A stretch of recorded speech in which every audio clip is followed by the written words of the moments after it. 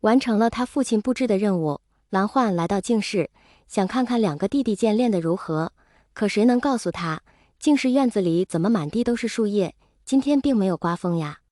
蓝焕问道：“阿战、阿英，怎么了？”听到蓝焕的声音，两小指一起转身。蓝战拱手：“哥哥。”魏婴一礼：“大哥哥。”我和二哥哥刚刚干了一件大事。蓝焕微微笑了笑：“阿英，你和阿战干了什么大事呀？”魏婴道：“我和二哥哥练剑，将树上叶子打了一地。”蓝焕愕然：“什么？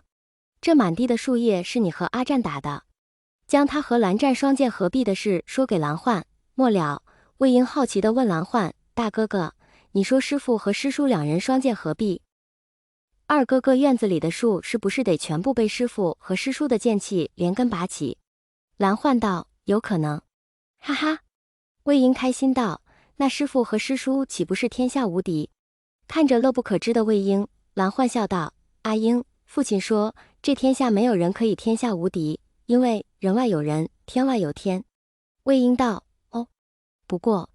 蓝焕话锋一转：“若是阿英和阿战以后能突破金丹期修士，成为元婴期修士，甚至比元婴期修士还要高的境界，那么阿战和阿英就是咱们修真界里名副其实的天下第一，还是双第一。”魏婴握着蓝战的手，斗志昂扬：“二哥哥，我们一起加油！”蓝战嗯了一声。青恒君正在处理手头上的事，就见他弟弟面带微笑地走进来，翘起嘴角。青恒君问：“启仁，你这是遇到什么开心的事了？”蓝启仁道：“兄长，咱家阿战成功筑基，你徒弟我师侄阿英成功炼气。”青恒君笑道：“兄长只知阿战和阿英联手使用我们蓝氏剑法，将树叶打得满地都是。”蓝启仁愕然。启仁，青恒君道：“你得给两小只重新准备小木剑。”蓝启仁不解：“为何要重新准备？”青恒君将两小只一个顺着使用蓝氏剑法，一个倒着使用蓝氏剑法的事说了一遍。蓝启仁听后久久不语。半晌，蓝启仁道：“兄长，要不咱俩试试？”青恒君道：“可以呀。”云深不知处后山，青恒夫人带着三小只围观老蓝氏双臂双剑合璧，果然如魏婴所料，青恒君和蓝启仁两个金丹期修士联手颠倒使用蓝氏剑法，威力很大。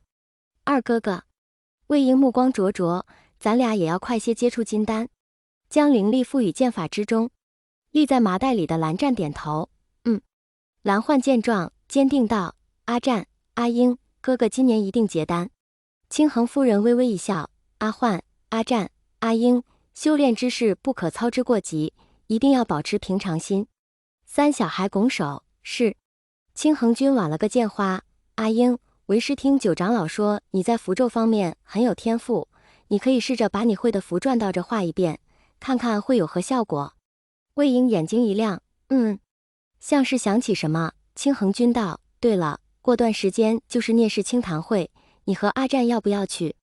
魏婴望着蓝战：“二哥哥去，阿英就去。”蓝战岔了颤长节：“阿英喜欢热闹，一定很想去清河玩，可是他，阿战……”青恒君看着小儿子，蓝战犹豫道：“父亲，我……”青恒君道：“阿战，聂宗主的小儿子聂怀桑与你和阿英一般大，你们可以认识认识。”默了一瞬，蓝战点头。魏婴欢呼：“蓝焕，总觉得阿战阿英会和怀桑成为好朋友。”去清河前一天夜里，两小只躺在麻袋里，蓝战欲言又止：“二哥哥。”魏婴侧手望着蓝战：“你是不是有心事？”蓝战道：“否。”魏婴道：“那二哥哥不要蹙眉好不好？”蓝战猛然：“我眉心一直蹙着。”魏婴用力点了点下颌。蓝战握住蓝战的手，魏婴轻声：“二哥哥，可是不想去清河？”蓝战摇头：“二哥哥。”魏婴注视着蓝战：“你不必为了任何人勉强自己，无论你想做什么，阿英都会支持你，陪着你。”蓝战嗯了一声道：“阿英，你亦是不要勉强自己做不喜欢的事。而我……”蓝战顿了顿：“亦支持你，陪着你做你想做的事。”魏婴笑眯眯：“二哥哥，你说咱俩这样算不算书上说的两心同？”蓝战道：“算。”魏婴莞尔：“阿英也是这么认为的。”星号。第二天，正帮蓝湛系披风的带子，魏婴突发奇想：“二哥哥，你说咱们让麻袋变成与你衣服一样的颜色和款式，它会不会变呢？”蓝湛愣了愣，不知。魏婴道：“要不我试着和麻袋商量一下。”蓝湛拳了拳五指：“你是？”弯了弯眉眼，魏婴笑意盈盈地伸出小爪子，拉了拉套在蓝湛身上的麻袋。神奇的麻袋，你好啊，你可不可以变成与二哥哥身上衣服同样的款式和颜色，或者你让自己变成透明状？语毕，魏婴眼睛一眨不眨地盯着麻袋看，麻袋却没有任何变化。抿了抿唇，魏婴道：“神奇的麻袋，你再大显神通一下下吗？”见套在他身上的麻袋依旧没有什么变化，蓝湛虽然有些失落，却还是对魏婴道：“阿英，无碍。”